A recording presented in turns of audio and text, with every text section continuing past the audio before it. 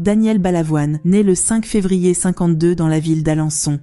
Petit dernier d'une fratrie de 6, Daniel a 2 sœurs et 3 frères. Malheureusement, son frère Xavier décède tragiquement d'une méningite foudroyante 1 an avant sa naissance, ce qui conduira Daniel à penser qu'il était un enfant de remplacement. Le patriarche de la famille Balavoine, Émile, était ingénieur en urbanisme travaillant pour le ministère de la Reconstruction, tandis que la mère, Élisabeth, était antiquaire et issue d'une famille bien établie du sud-ouest de la France. Le couple se sépare lorsque Daniel n'a que 6 ans, ce qui le pousse à vivre avec son père dans le sud-ouest, entre Bordeaux, Biarritz et Pau. Suite à la mutation de son père en Algérie, le jeune Balavoine est envoyé en pension, une expérience qui le détache de la religion et alimente son rejet de la discipline. C'est à l'âge de 11 ans que Balavoine a son premier coup de foudre musical, lorsqu'il entend « She Loves You » des Beatles dans son pensionnat. C'est le moment charnière où il réalise que la musique est sa véritable passion. Au lycée Louis Barthou de Pau, Daniel est un élève brillant, surtout en littérature. Il s'engage vivement dans le mouvement étudiant de mai 68, envisageant même une carrière politique. Mais face à la fin abrupte du mouvement, il est déçu et décide de se tourner vers la musique. Décembre 69 marque la fin de sa vie d'élève, puisqu'il quitte le lycée après seulement 3 mois en terminale pour se consacrer pleinement à sa passion pour la musique. Le jeune Balavoine, alors simple chanteur de bal, se produit à Pau entre 68 et 71. Après avoir intégré des groupes de rock éphémères, il commence à se faire un nom localement, suscitant un certain intérêt. 71 marque un tournant dans sa vie. Il est contacté par le groupe Présence, qui vient de perdre son chanteur. Balavoine, sentant une opportunité à ne pas manquer, part à Paris. Lors d'une audition, il se retrouve alors en compétition avec un autre jeune chanteur prometteur, un certain Laurent Voulzy. Contre toute attente, c'est Balavoine qui est retenu. Il pénètre alors l'univers des studios d'enregistrement. Un premier disque, mélange de hard rock et de slow, sort chez Vogue. Mais l'accueil est glacial. Seuls 247 exemplaires sont vendus. C'est un échec cuisant.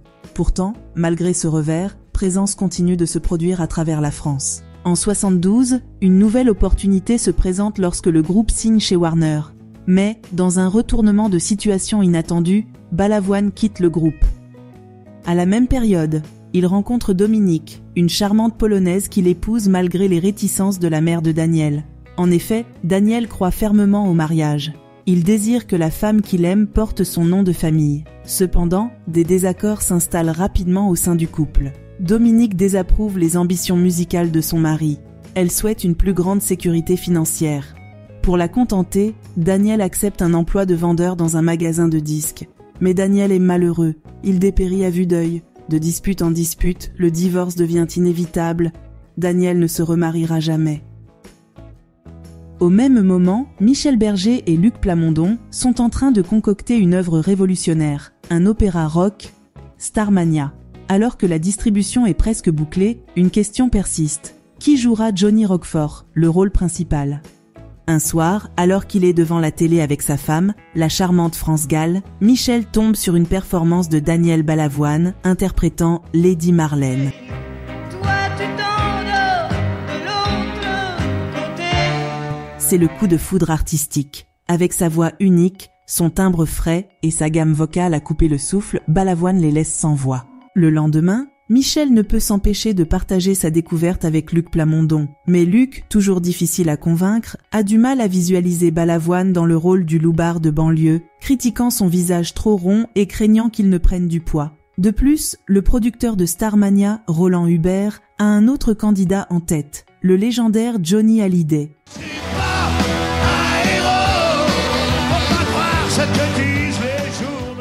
Cependant, chance pour Balavoine, Michel Berger et France Gall sont convaincus qu'il est l'étoile montante dont ils ont besoin.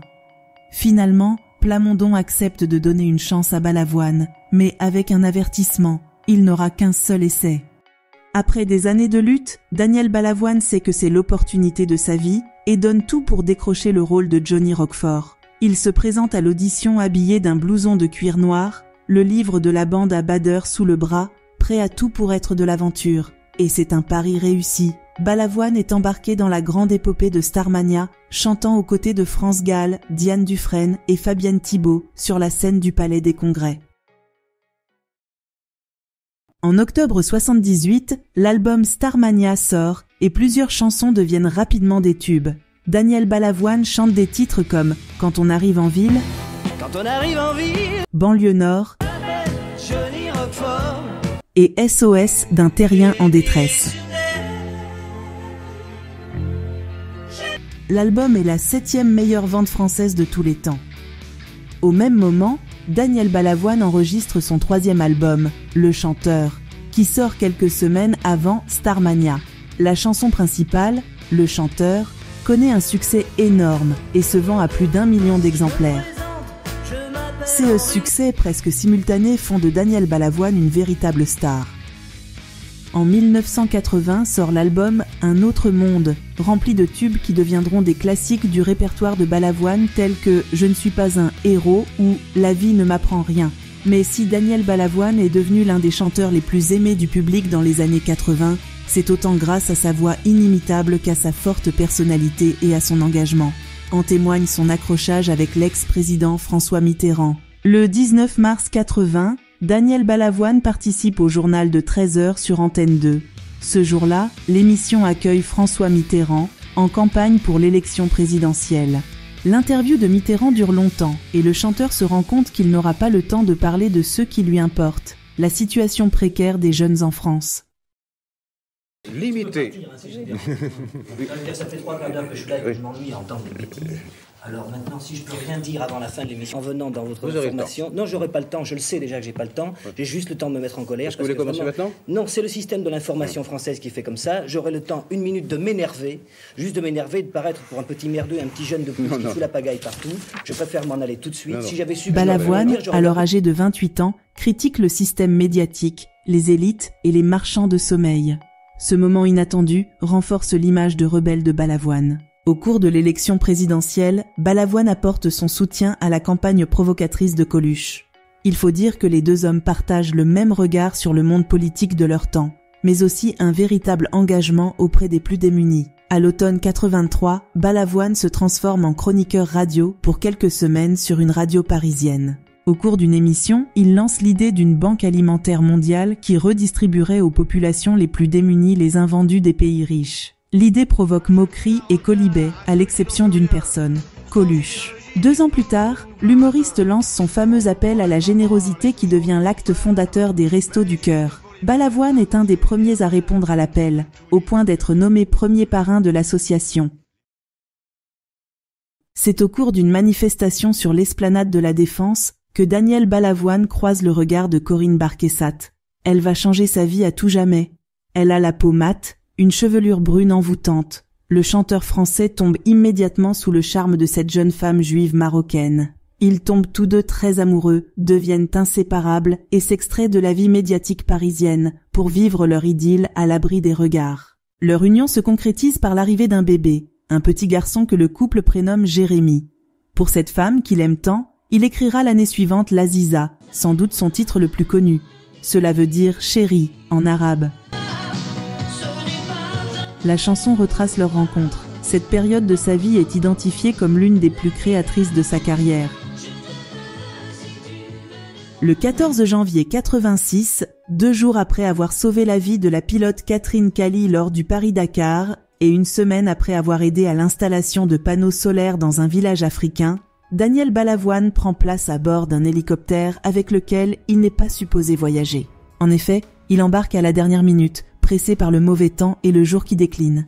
À bord de l'appareil qui l'emmène, se trouve aussi le directeur de la course, Thierry Sabine, et des journalistes, en plus du pilote. Les conditions météorologiques ne sont pas bonnes. Le pilote se pose une première fois, et pour une raison qui reste inconnue à ce jour, il reprend la route sous une forte tempête de sable.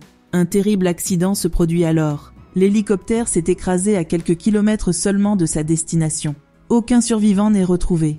Le lendemain matin, en France, l'annonce du crash est l'effet d'une bombe. Le Paris-Dakar en deuil, Thierry Sabine, Daniel Balavoine et 3 autres personnes sont mortes dans un accident d'hélicoptère.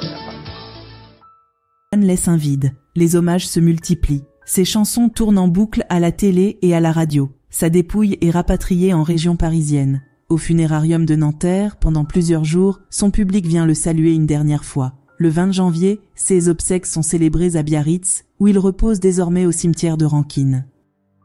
Daniel Balavoine laisse une place aujourd'hui encore inoccupée, celle d'un artiste populaire et engagé qui a mis sa verve au service de son temps. Autant de qualités qui font du chanteur un artiste intemporel, parti avant les siens.